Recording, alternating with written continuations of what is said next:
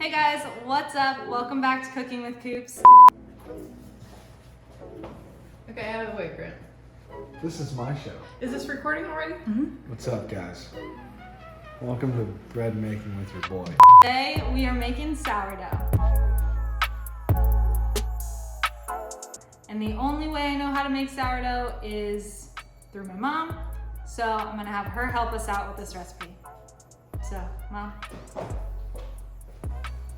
So this is my mom, her name is Lynn. She's also a registered dietitian and she's gonna teach us how to make this beautiful loaf of sourdough today.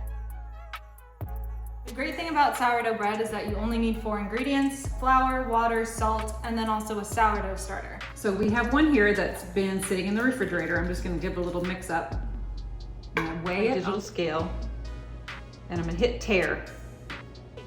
Then I will add 50 grams of bread flour. And then equal amounts of water of your preference. I mean, you can even use Topo Chico.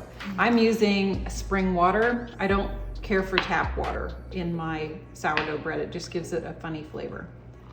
So we just mix this up and we leave it on the counter to do its thing for a few hours. It's going to probably rise to the top of this jar.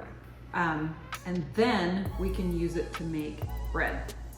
Now that our starter has had a little bit of time to double, we can actually make the bread.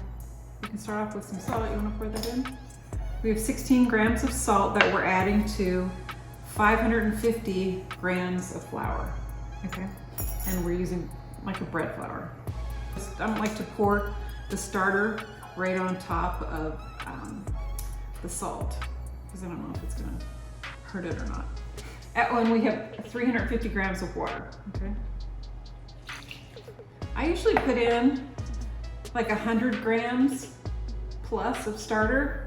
We're not gonna weigh this right now because we don't have the scale under it, but I can roughly tell. It's like maybe Like half of it? yeah, like half of it. Like maybe 3/4 of a cup of the starter. I wanna leave enough in here so that I can feed it again when I want to make another loaf. So then we just mix up the salt, the flour, the water, and the starter, kind of like it's banana bread. I mean, I don't knead it or anything. I just stir it up. And you know, I vary the water depending on the time of year. We're just gonna cover this and we'll let it sit overnight and then bake it tomorrow. Okay, so the bread has just finished its first round of fermentation. We put it in this container and covered it overnight, and now we are going to mold it into a loaf and then put it in a little bread basket for its second fermentation.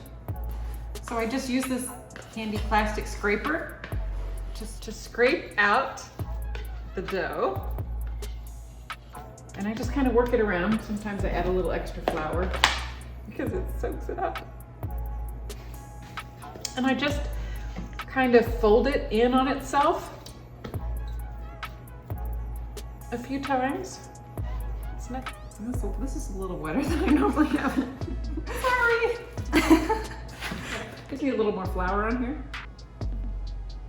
Regular flour or what? Oh, I'm using bread flour. Bread flour has a higher protein content. And this has a higher gluten, which is the protein, so, right? Yeah. So it'll make it more elastic. Yeah. So I have a banneton here, and it's basically a cane basket, and I have a linen liner. And what I like to do is add a little rice flour into here because it helps it not stick. Why don't you use regular flour? Because the regular flour, it just kind of gets gummy and sticks to it. So I like to add a little rice flour. So that's my little trick. But sometimes I put all kinds of seeds on the bottom and make a really pretty seeded loaf. And you can add seeds to the inside too. This is totally gonna stick, so I need a lot more flour. Let's just dust that like that, and then we're gonna flip it over and put it in there. Thank you. Mm-hmm. And then what I do is I add a little, just for insurance, because we don't want it to stick going down the sides. Perfect. And then we're gonna cover up this baby with a towel. We're gonna set it to rise. And it's gonna take like, I don't know, 2 hours or so. Okay, now that it has risen for 2-ish hours in its bread basket, it's time to bake. So, Mom, how do we do this? Well, what we do is we have a Le Creuset already preheating in the oven to 475 degrees. What is a Le Creuset? Oh, it's a covered Dutch oven. Okay, so we have this covered Dutch oven. I'm gonna grab it. So we have this little covered Dutch oven. It's been heating up at 475. So dump it in here. And I just use my kitchen shears. They're clean. And I just cut into the bread like that. Put the lid back on.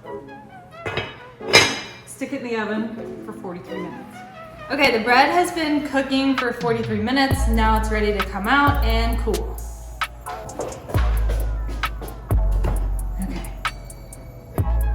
Ooh.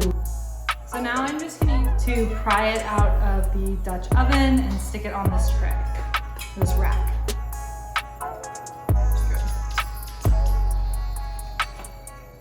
Perfect. And you can hear it, listen to that. But you don't want to cut into it for about an hour. You want to let it kind of continue to cool, cook and cool. Okay, so now it's going to cool and then we're going to cut into it. Bacteria that's in the bread breaks down some of the carbohydrates called fructans and makes your gut able to digest the bread better. Thank you so much for watching this week's episode. I hope you enjoyed making sourdough with us. Let us know if you have any questions. Feel free to comment below. Don't forget to like and subscribe, and I hope you enjoy. See you next time. Go out there and make some sourdough. Now we can eat it! Yeah. Who wants a piece? Don't everybody yell at once. We would love to see a picture of your loaf. Don't forget. Show me a picture of your loaf.